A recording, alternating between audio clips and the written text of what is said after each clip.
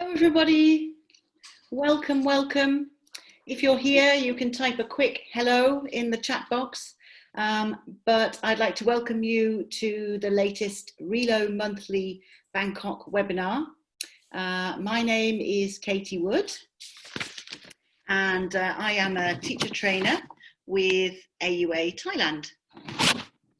So I will be your host today, and I'm very pleased to welcome today Tana Iba, who will be talking about developing a growth mindset. So before we start, can I ask everybody to make sure that your chat is set to all panelists and attendees, okay, so we can all see the chat. All right, so welcome. I will pass you over now to Tana to introduce herself and begin our webinar. Okay, thank you, Katie. Thank you to everyone who's attending. I see we have 10 people so far. That's lovely. I want to say thank you to AUA for having me, and thank you to the US Department of State, the RELO office as well. Okay, so just to tell you a little bit about myself. Hello from Bangkok. Hi. My name is Tana Iba. I first came to Thailand in 2001, and I'm currently living here now. I have an MA TESOL from School for International Training in the US. I'm a TESOL certificate trainer. I've been working in education for about 20 years now. Currently, I'm working as an independent education consultant, and I work occasionally as an English language specialist for the US Department of State. Okay. But the best parts is that I like walking and hiking. I'm an avid swimmer, and I am learning how to play the harmonica.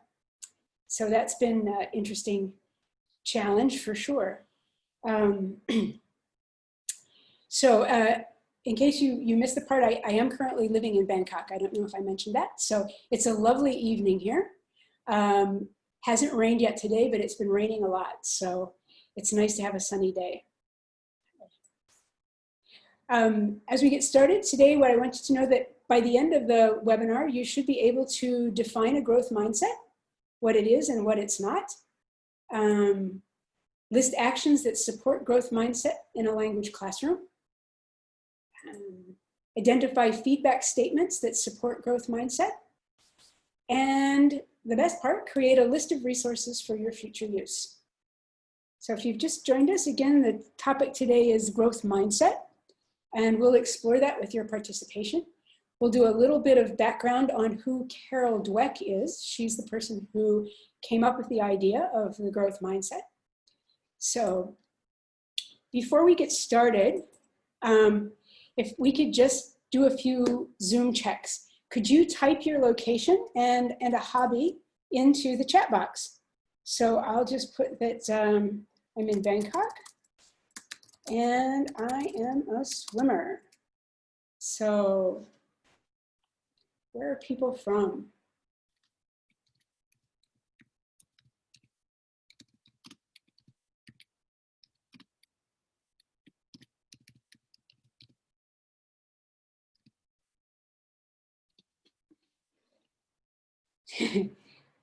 Cooking, Bangkok and watching series, okay. Bangkok and cardiovascular exercise, wow. All right, a couple people who are into cooking. Cooking seems to be popular, nice. All right, good. Okay. Towards the end of the webinar, I'm going to put some information into the chat box, and you'll have a chance to copy that. So it will be the URLs or a location to find resources. And, ooh, in Khon Kaen, very nice. What I'd like you to do now is just practice that activity, or practice, you don't have to practice writing down, but if you're at a laptop and you can copy information from the chat box to your own device, give that a try now, so that when we get ready to do that, you're ready to go. All right, someone's in Pattaya playing tennis, very nice. Ooh, someone else is in Bangkok, nice, very nice. Political news though, that's more like entertainment. All right. So, good. We're going to do a quick poll. Katie's going to help me with this. Just to get an idea, it's a good choice on my part to do one on food because people are into cooking. So let's take a poll and click on your favorite food in the list and then click submit. Ooh, someone's in Patintani. Oh, okay. I've been there. So good. What's your favorite food? Here we go. We've got noodles, pizza, seafood, sushi, or dessert. Okay. I can't vote. Ah. Oh. Darn. All Oh, right. we've got a clear leader coming Do we? through. Okay, Yeah. I don't see it, so you can see it. So it's up to you. Okay, I will share it in 1 second. Let's Okay. see. A couple more people, but dessert, surprisingly, is not doing very well. All right. That was my ringer. So we'll see. Okay. Right. I think that's everybody. So I will end that now. Okay. And share the results. There we go. All right. There we are. So seafood is #1. All right. Sushi, which is kind of, could be seafood. Okay. Noodles and pizza. All right. Excellent. Well, now that I don't know about you guys, but it's 6 o'clock here. So it's kind of a hungry time of the day. Sushi. Okay. All right. So one last thing I want to check on is that you have a way to make a quick note for yourself. So a couple of times I will ask you to write something down and then we'll check it at the end of the webinar. So do you have a way just to write something with a pencil or type it onto your laptop or make a note in your iPad, right? And that way you can refer back to it later. Okay. Excellent. Good. So let's go ahead and get started, right? Actually, there we go. So what I'd like you to do is start by putting on your student hat, right? I know we're all teachers, and it's always really easy to wear the teacher hat because we're used to that all the time. But I want you to think like a student, or someone who's learning something new. So have you ever struggled when trying something new or doing something for the first time? Okay. So I'll go ahead and just start a little bit. What I've worked with is this. I told you I was learning to play the harmonica, and I can spell that. For me, learning to play the harmonica has been hard. Not in general, but because you have to learn to play a single note at a time. And they're all very close together. And so when I go to play it, it doesn't sound exactly like the tune because I'm playing more than one note at a time. So have you ever struggled with something you're doing? Could you just get a quick type in the chat box? Especially in a sport, yep. It's an easy one to think of. Anyone else?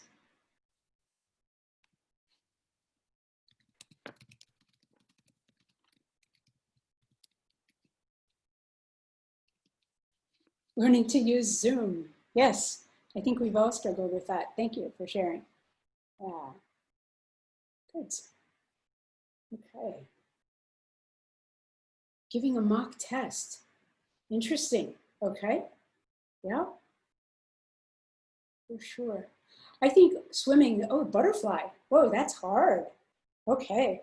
Yeah, I think anytime we try something new or for the first time, we have no idea how it's supposed to happen, right? Or what the details of that are, or what it feels like, or what it looks like for sure. So I think it's very common when you do something for the first time to struggle. So someone said, try to ski, a very difficult move, okay? Or understanding mathematics for doing research. So someone's doing statistics, okay? And studying online. All right, yes, good. So with our student hat still on, what is one thing that a teacher has said to you while you were struggling, right? Either during a class or about a homework or about a project that made an impact on you? Right? So we can think about a time when you were maybe learning to become a teacher, if you're still relatively young and new to teaching, or maybe you've recently been to a workshop or professional development, and someone came over to you, to your table, and gave you some feedback. Maybe they said, great job, or maybe they gave you a thumbs up, or maybe it was just a nice smile, right? So what I want you to do now is just write this down, make a quick note, okay? So one thing that a teacher has said to you while you were struggling, either during class or homework. I'm trying to stop watching TV, it's very hard. No, it's stopping watching TV could be very hard. I agree. So I'm thinking of a time when I was in graduate school and I was working in a group, right? And one of the teachers came over and said, well, you better get busy, you need to make that list. And I thought, whoa, I'm trying to think of the list, but I couldn't quite do it. So that's something that I remember from graduate school. So just take a moment, write it down. And when you have it written down, type yes in the chat box. Just give me a nice yes so that we know you're ready to go on. Yes, good. You don't have to write a complete sentence, just a couple words to remind you of what it was. That's all.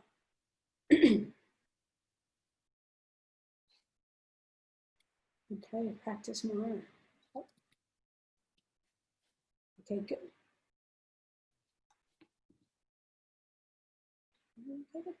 Okay, good. All right. So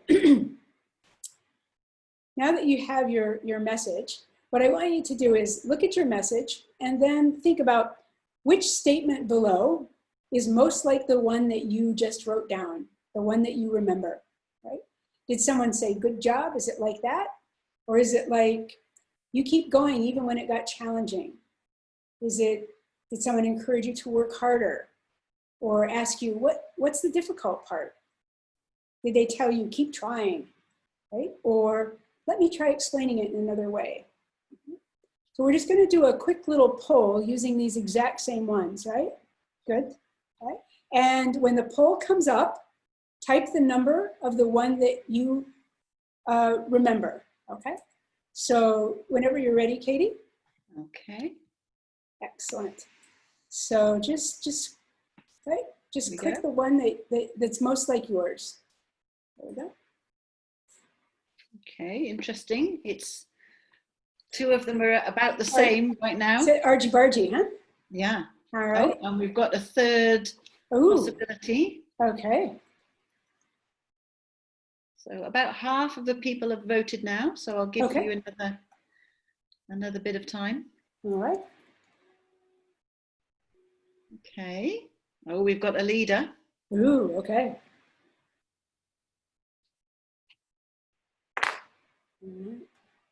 All right.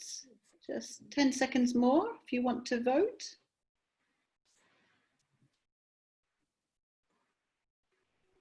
Okay, I think that's most of our voting done. So here we go. All right. Good. Oh, good job is a clear winner. Yeah. The number of times that I have heard good job in the classroom is phenomenal, right? So a lot of people tell their students they're doing a good job. And then people were encouraged to work harder, keep trying.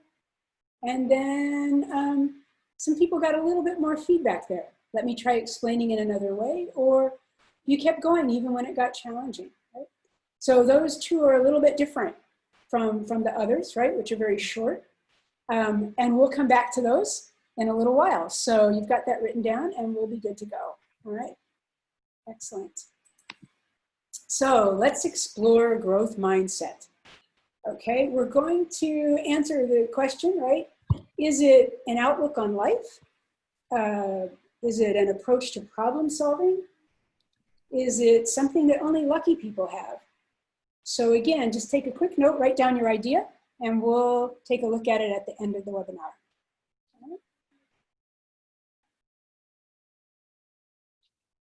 Very good. All right. So let's find out a little bit about Carol Dweck. Carol came up with this idea in the early 2000s. She's a psychologist, right? She has worked at Stanford, Columbia, and Harvard, all the big names. And her research interests are very interesting, I think, for us in education. Motivation, which is something that people ask me about all the time. How do I motivate my students? Personality. I hear some students just don't like to learn. Some students just love to learn, right? Or development. whether it's cognitive development or emotional development. And it was during the research on those three things that she started looking at mindset as a trait, right? So a trait is a characteristic or a way to define someone's outlook, right, on life, a mindset, right? And she wrote a book that came out in 2006 called Mindset, The New Psychology of Success. And at that point, it started to have a really big impact in education. In that book, she said there are two mindsets, growth mindset and fixed mindset. So let's find out, what is a mindset? Mindset is an attitude, an approach, a belief, a value. Right? Here are some examples. Maybe you're an optimist. That's a mindset. It's a way to look at things. Maybe you have a business mindset. Everything is about whether or not you can make money about it, or you can sell something, right? You see life as a buy and trade kind of thing. Some people have a military focus, right? That's just how I think of some people that I know who just think that everything is about what they can win or what they can get, right? Some people think that the mindset is everything is scarce, like there's not enough for me. And some people think that there's enough for everyone. They have an abundant mindset. Some people are dreamers. Some people's mindset is fearful, and most of their life they're quite afraid of things. And some people go through life with gratitude. All of those things are mindsets. Someone here says that seeing a more positive way or being resilient when facing difficulties is definitely a mindset, right? Right? So it's not just about learning or teaching, but it's usually an approach to life, right?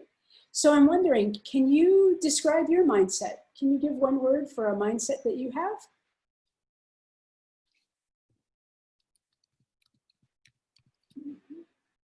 The ones that I mentioned here were optimist, business mindset.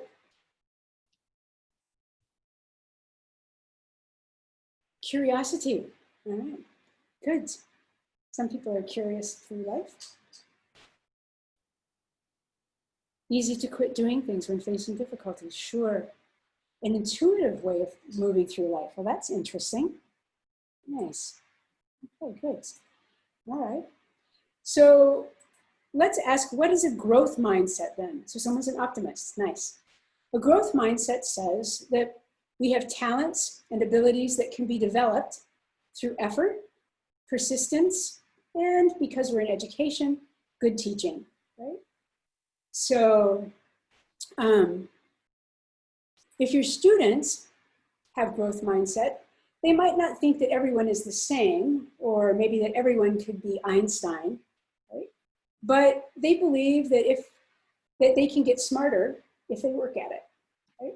So they think if I just put in the effort or the time, I can get smarter. I can do things, right? So that's more of a growth mindset. Can you think of a problem that you've solved using growth mindset? Or an optimist or creative, someone who's resilient? All of those kinds of things sort of are about a growth mindset, right? An example for me is that when I first started giving feedback to teachers, I was very nervous because everyone was watching me. And I thought, I can't do this, it's overwhelming. And then I thought, well, maybe I can if I just make some notes for myself. So I overcame that by saying, yeah, I think I can do it, right? I think if I can get better if I just work at it. You don't have to write it down, just think of something that you've overcome. Now let's ask ourselves, what's a fixed mindset, right? That was kind of the opposite thing. Carol said there's growth mindset and fixed mindset. So fixed mindset is basic abilities, intelligence, and talents are fixed. You're born with it, that's just the way it is. It's not gonna change, right? So if you have a student who has a fixed mindset, they're probably gonna stop trying things rather quickly, right? Stop doing things that they don't think they can succeed at the first time they try. So, teaching reading to students, okay, good. Celebrating success with system, nice. Okay.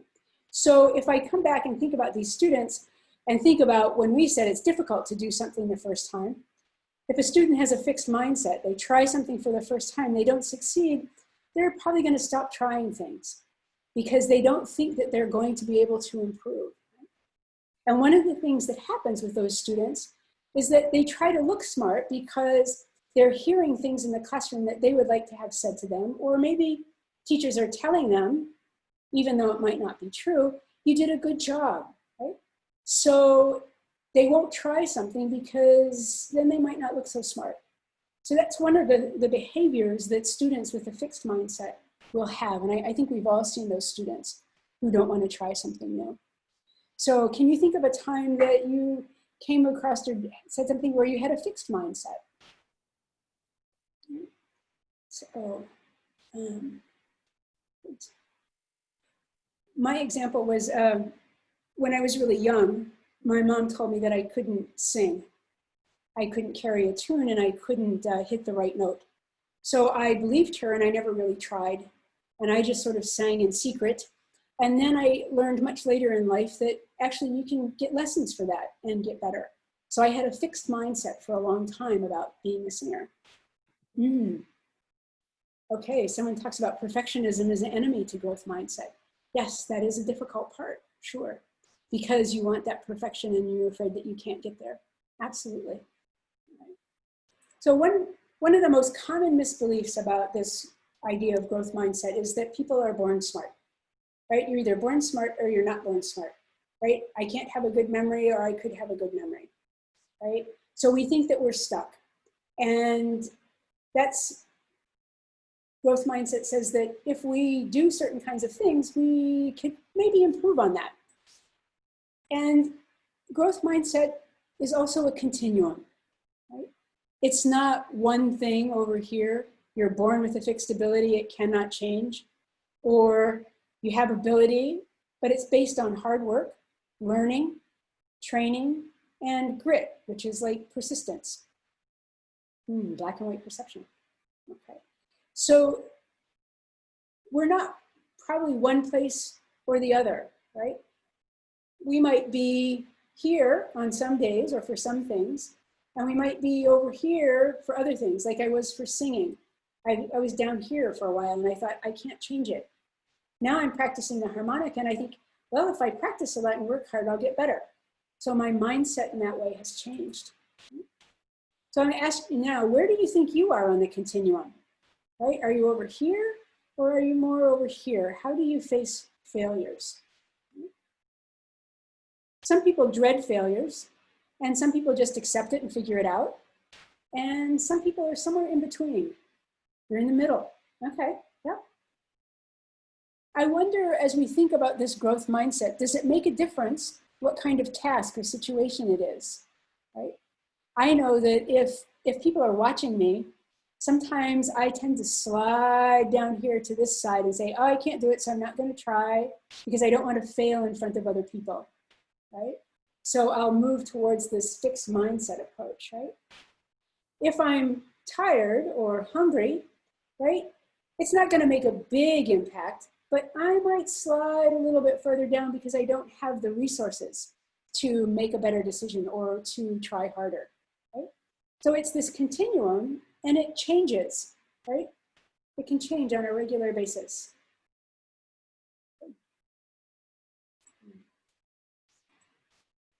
So let's find out why growth mindset matters. Even when we're successful the first time, right? Or even if we make a lot of mistakes, sometimes we give praise that's just good job or you're very smart. And that's it, a short little statement. And if you're a student, you might not know what part was the good job or what made you very smart. And because you don't have that information, you're more likely to develop a fixed mindset. When students are given compliments like, good job, you worked very hard, right? You give them some idea about what it was that you're telling them they did a good job on, they have something to hang on to, and they're more likely to develop a growth mindset. So it's possible to encourage students to persist when they fail, by providing ways for them to think about their learning, right? So if we give praise, but it's not accurate or truthful, right, it tends to move students more towards a fixed mindset. I found that students always know in a classroom, if you're going around and you're telling people, good job, good job, good job, they know that they all didn't do a good job, or that their good job is not the same as someone else's. So they start to distrust that, or they start to distrust themselves. They lose their confidence, right? So if we can tell them why, right? If we can give specific feedback, then we can move them more towards a growth mindset. Now, some people think that growth mindset then is just about effort, or only about giving praise with specific feedback. But that's not necessarily true. Carol will tell us that it's not only about effort, right? So there's a number of things that we can do that promote growth mindset. So here we are, we've got these three things. What it is, right? Telling students the truth about their current achievement and doing something to help him or her become smarter, right?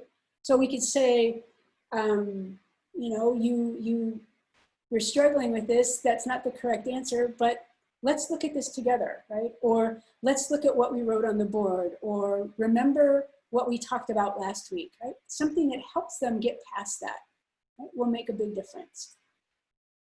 Growth mindset is teaching students to love challenges, to be intrigued by mistakes as opposed to seeing them as failures, right? To enjoy hard work. And that's hard because even as adults, sometimes we don't enjoy hard work, but what we enjoy is the effect at the end, right? What happened after the hard work. So helping students to associate what happens at the end with the effort is one way to help them with that. Right? And to keep on learning. There's a lot of talk these days about being a lifelong learner. And I think that's part of a growth mindset where we always believe that we can learn something new, right? Or we always believe that something is possible. Right? And the last one is just supporting students to develop a lifelong way to build and repair their own competence. So confidence is a large part of growth mindset, right? When we're confident, we'll try new things. When we're confident, we'll take a risk. And we believe in ourselves. So we're willing to try those things, right? So some examples of people with growth mindset. When I was thinking about this, I was thinking about a Korean teacher that I had worked with. She was relatively new to teaching, so she's been teaching about 5 or 6 years. So I don't know how long you've all been teaching, but if you think back to year 5 or 6, you're finally starting to get your feet under you, right? You've learned about classroom management, students don't throw you off so much anymore, and you have some headspace to think about different kinds of things. So in Korea, they had a teacher training program for 6 months. I went and worked with that program, and we spent a lot of time practicing new techniques and new kinds of activities with practice teaching with real students. Right? And we kind of pushed those teachers a little bit to try some communicative language teaching. And some of the teachers would say no, but this teacher was always like, yep, I'm gonna do it. And she didn't care if she failed. She didn't care if the students didn't succeed so much, right? She would try things out. And what I really liked about her is she said, well, I'm gonna try that again. Next time I'm gonna do it, but I'm going to do it this way, right? So she could fail and it didn't seem to bother her in the slightest. So that's a student of mine that I'm thinking of. And I'm wondering now if you could think of a student that you know from one of your classes that you would say, yeah, that student has a growth mindset. And then could you tell someone why you think that? Right?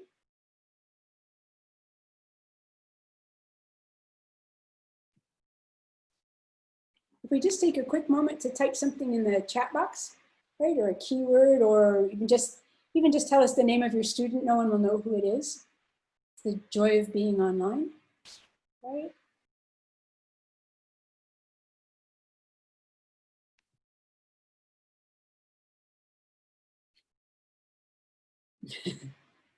Here we go. Oh, yes.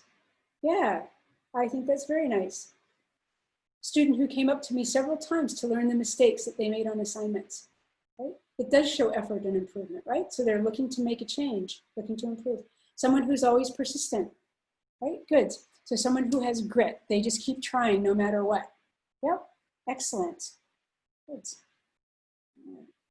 So just to think about it from the slightly other perspective, I'm sure that you could also think of a student who you know who had a fixed mindset, right?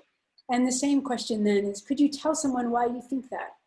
You know, what quality or characteristic did you notice that made you think that student had a fixed mindset? My example is working at a teacher's college in Bahrain recently. And one of the teachers said, every time I presented some new idea, our students can't do that. And so every time they said our students can't do that, they never tried it. So when we would come back to the next workshop and people say, oh, I tried that. And this teacher would say, nope, my students can't do that. And I thought that teacher was fixed, right? They don't know if their students can do it because they're not going to try it. Right? Good. All right, nice. No desire to learn more is enough of what they know. Good. Yes, instead of ignoring mistakes. Right. If we ignore mistakes, it comes back to bite us in the end. Great. Right.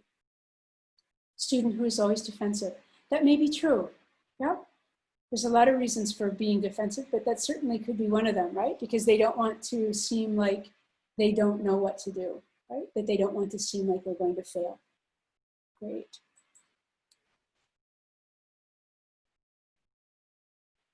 Many Thai students complain about their language learning that they couldn't improve. Yes, and I will tell you from having worked in a number of Asian countries and in the Middle East and China, other students in other countries will say the same thing, right? This is a very common student complaint, right? And when they say they can't improve, then you don't have to try, right? Because you've already made a decision. So that's quite fixed. Yes, very well put. So what I want to talk about is fostering growth mindset with English learners, right? And comes from this blog post, and that will come to you at the end when we have build our resources. So let's jump into some things we can do for English language learners. And one of the things is incomprehensible instructions, right? Instruction in English can be challenging, right? And anytime instruction is incomprehensible, it's frustrating, right? So a student in your classroom with a fixed mindset hears these incomprehensible instructions, and thinks, I can't succeed at this. I don't know what to do. I'm not going to try, right?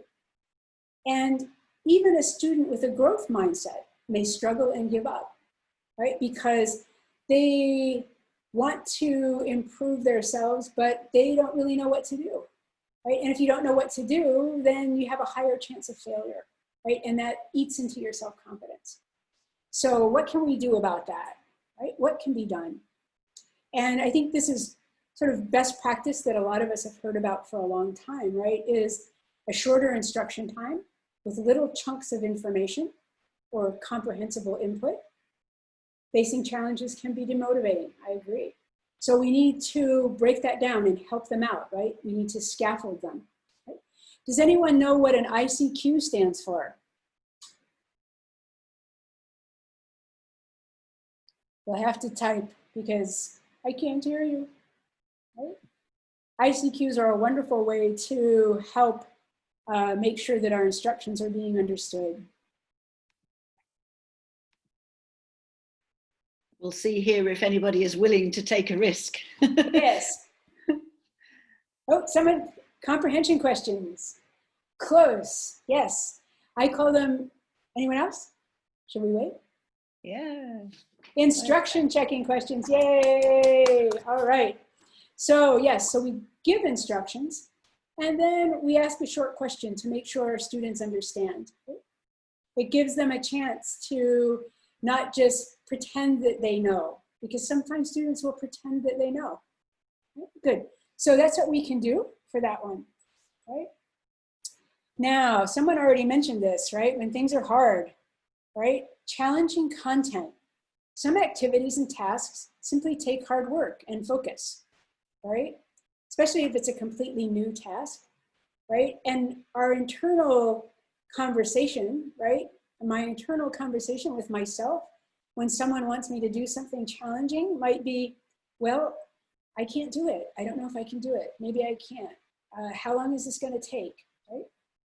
And often, because we feel we have so much information to cover in the classroom, we want our students to go quickly, right? But hard work takes time. So that's something that sort of fights there. So what can we do when we have some challenging content for our students to help them with growth mindset?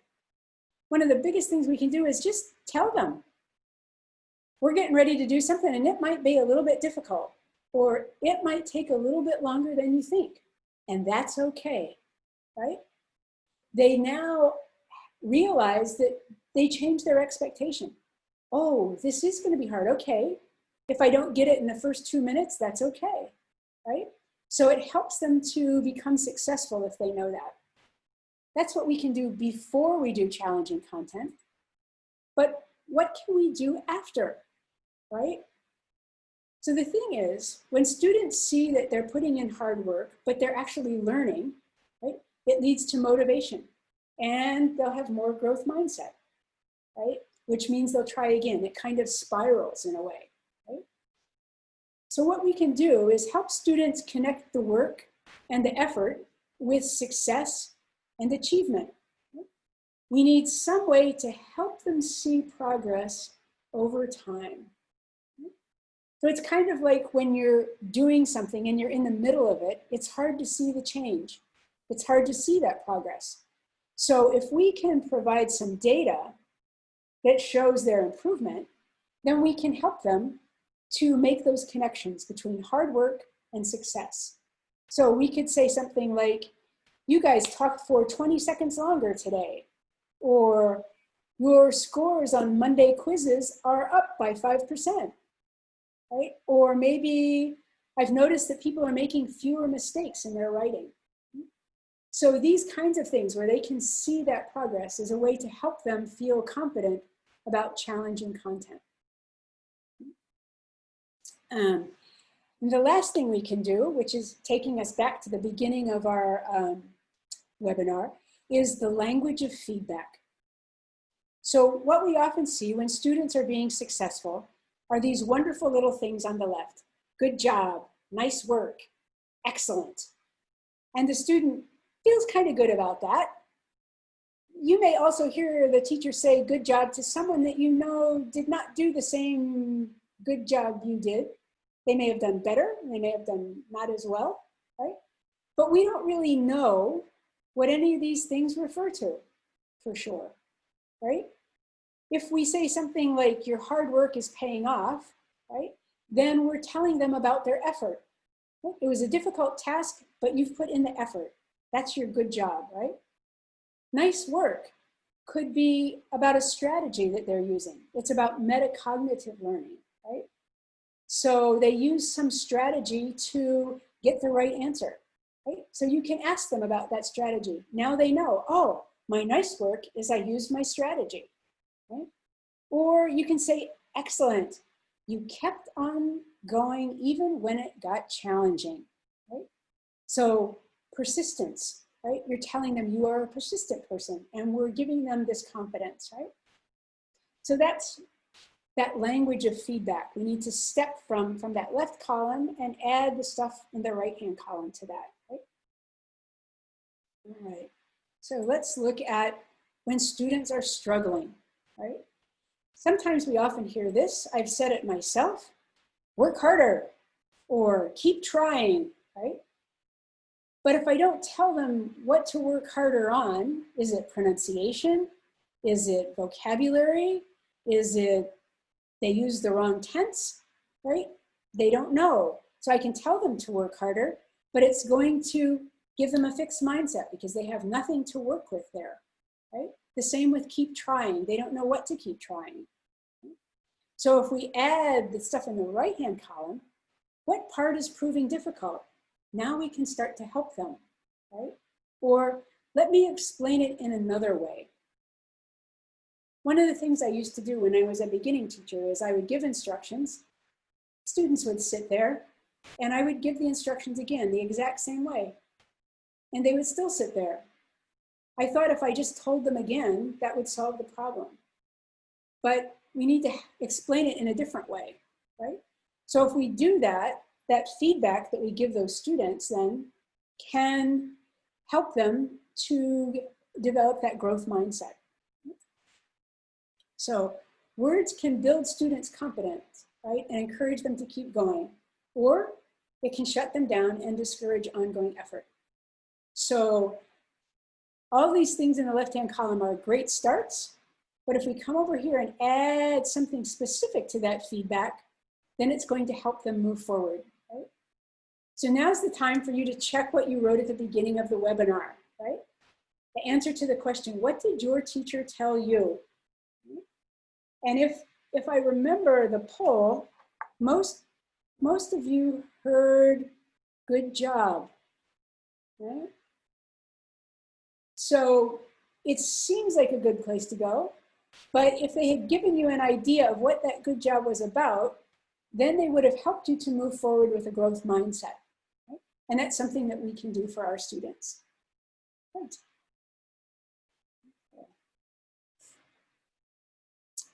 Now, my teacher told me to work harder. Yes. Did it help? Eve? So yes. Yes, it did. Okay, good. So you knew what to do. Great. Good. Sometimes we just need that little bit of encouragement. Exactly. Right. Okay.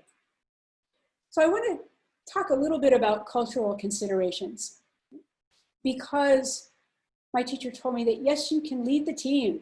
All right. So they gave you some responsibility. They not only told you, yes, you can do it, but they told you exactly what you can do. You can lead. That's great. So that must have felt good. Yeah. Good. Yep. Yeah, but it did. Good.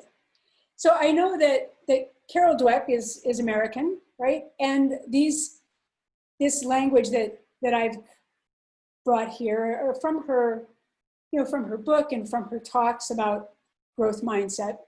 But I also know that in different cultures, saying those things are not necessarily appropriate or not necessarily what a student would want to hear or how we would say it, right?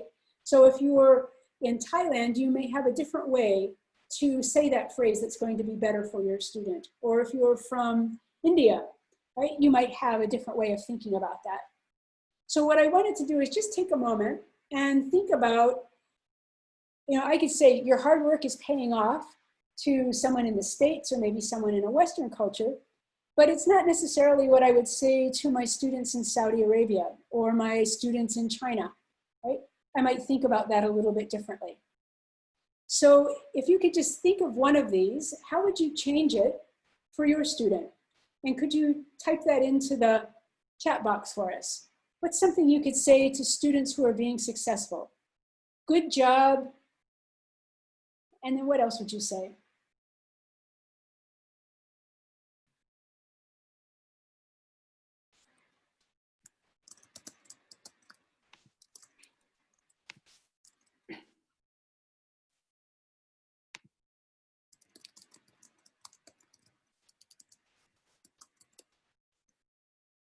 Oh, excellent, you did it. Right, good. So the only thing I would say about that is excellent, you did it. They might want to know what it is, right? Excellent, you did what? Excellent, you got the right tense on that sentence. Excellent, you wrote a solid paragraph. Good job, this is what you deserve. Okay, so they deserve for the hard work. Well done, keep going, okay. So you're doing the right thing, keep going. Immediately after the work you did. Okay, good. Good. Excellent, you did it, yeah. So it comes back to this idea that we have about feedback where we want to be as specific as possible, right? So that students know what they've done. Good. Good. Mm.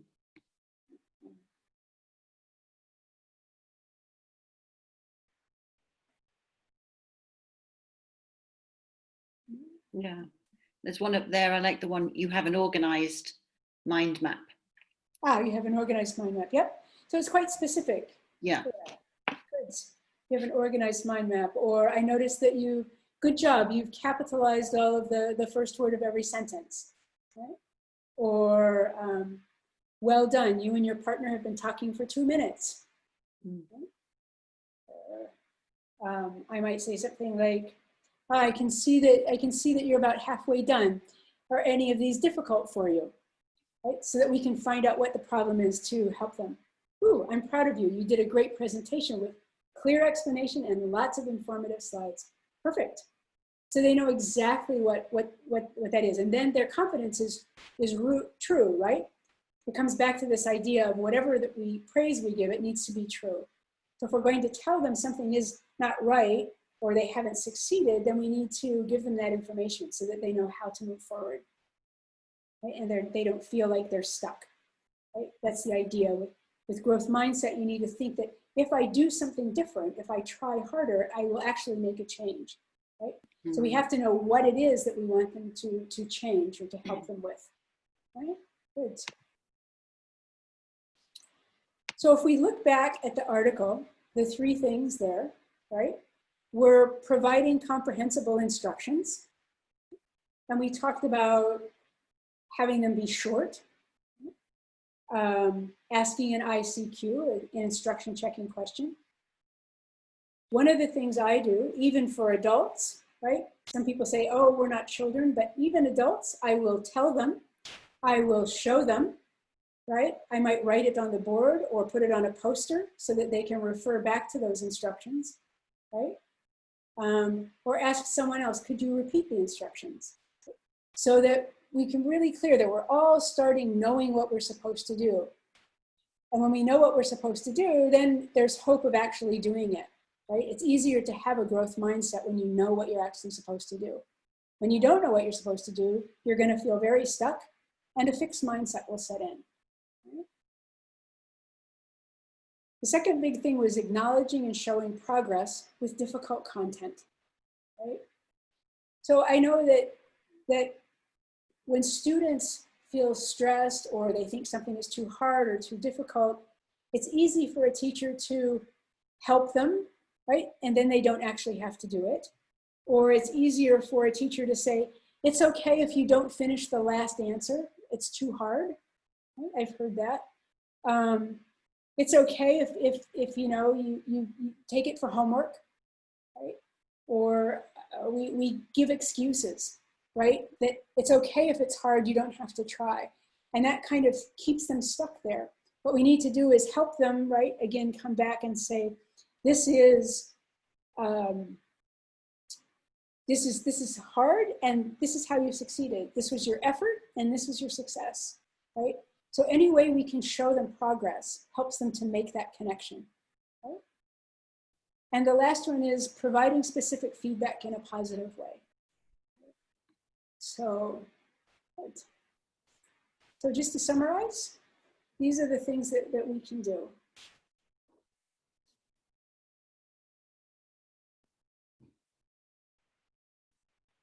Okay. Good.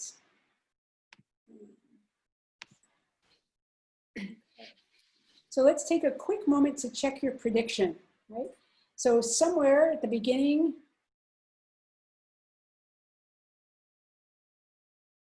okay, so here we have someone.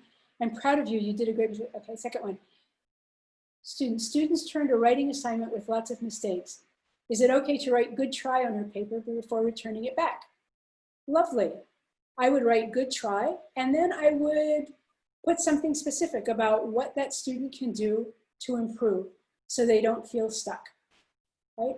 So I would provide them with some specific feedback to help them move forward. Does that help?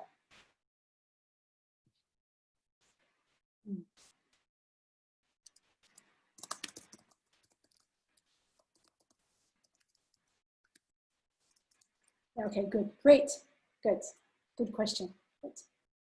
So let's just take a quick look at that thing you wrote down at the beginning, right? What is growth mindset? An outlook on life, an approach to problem solving, something only lucky people have. So just take a moment to check your prediction.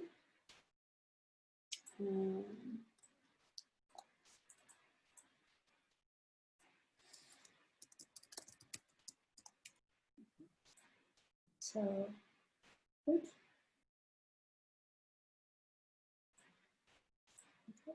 So we have a couple of minutes here. Do people have any questions? We have one there. Any more? If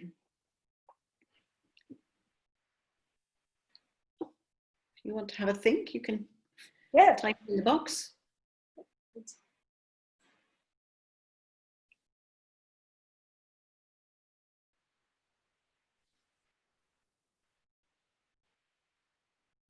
While people are thinking, Tanner, I have a slight one. Sure. What do you think about, I'm interested about what you were talking about with making excuses. So is it okay, for example, in your opinion, to say to students, it's okay if you don't get them all right? No, is that? Yes, that's slightly different. It's okay if you don't finish, means you can stop trying. Right? If you don't get them all right, you've tried to get them all right, but maybe you won't get them all right. And so then we'll find out which ones and work on solving that problem, right? Yeah. So failure is, being interested in those mistakes then, right? So like the person, Kittapong, who asked about, is it okay to say good try, right? So, yep, we can do that, but they tried, and then we have to provide something specific for them. Did I answer that? Yeah, okay. I'm thinking specifically because I know I've been guilty of this myself in the past. When you set something like, I don't know, you're doing something quite straightforward in terms of understanding the task, maybe a reading comprehension exercise. And with a large class, I know in the past I've been guilty of saying, I'm going to give you around about X amount of time. If you don't get them all finished, don't worry, just do your best. With the understanding that afterwards, maybe I'm going to get them to pair check and help each other, and that some of them may be more able to get to the end within a reasonable amount of time that I have available in the lesson, whereas some of them might not have, completed all of the same amount of questions, let's say. Yeah, what I like about your instructions there is you haven't set them up. If you don't finish, it's not failure, right? That would be the thing. So if they don't finish, it could be failure. Right? You've only got 5 minutes, and if you're not done, well, you're in trouble, right? But what you've said to them is, we're all going to work for 5 minutes, and then we'll move on to dealing with this in a different way. So you don't see that as a failure, and you haven't presented it as a failure. And I think that's what makes a difference. Good. I have 2 questions here. One is, my trainer told me don't overpraise students. What do you think? Yeah, I don't overpraise students, but for me, it's not about over or under. It's about, if I'm going to praise a student, I'm going to praise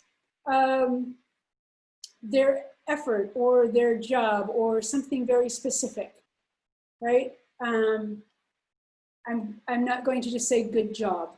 I'm going to say, you've done a great job. I like the way you have organized your paper, right? You've done a great job. I like the way you are using the new vocabulary. Right? So I'm going to give them something very specific. The second one here is, my source about where I can learn about more growth mindset, coming shortly. Let's move to that right now. And bingo. Okay, so I'm going to copy these things and put them into the chat window so that you can simply copy and paste, right? So give me 1 second here. So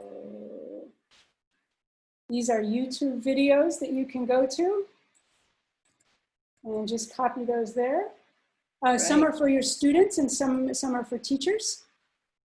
This is the Fostering Growth Mindset article It's on my Google Drive, but everyone has permission to go there and check out that Google Drive. And for those of you who are wondering about specific language that you can use to talk to your students, there are 2 websites here, right? So this first one is for kids. I find adults like them as well. There are 30 different things you can say there. And this one here are 10 quotes to help you get going. So just grab all of those, copy them and paste them, and you should be good.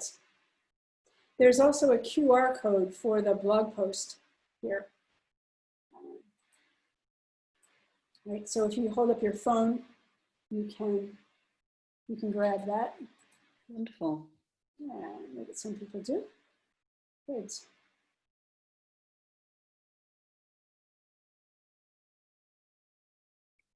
Fantastic. TYSM. Okay, you got to translate that for me. Thank you so much, I think. Thank you so much. Okay, good. Great. Okay, great. Okay, good, good, excellent. So, okay, one thing we're running out of time. What I want to do is thank everyone, right? But there's an upcoming seminar, webinar called Exploring Online Resources for Teachers, right, by Arthur Lang.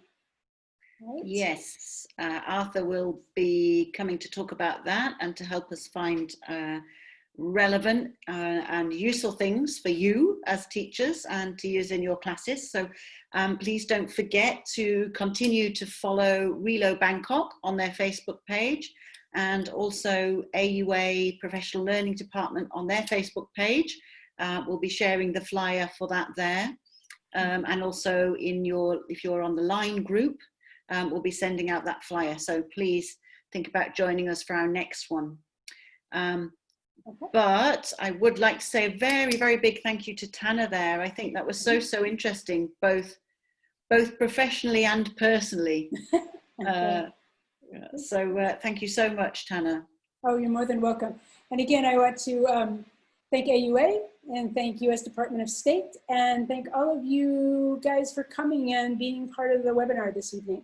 So thank you for participating. Thank you for being engaging and writing in this chat window, and go teach. Right? So great. Thank you very much, everybody. Hope to see you again next time. Thank you, Relo. Thank you, Tanner. Goodbye. Okay, everyone. Bye. Have a lovely day. Bye. Evening. All right.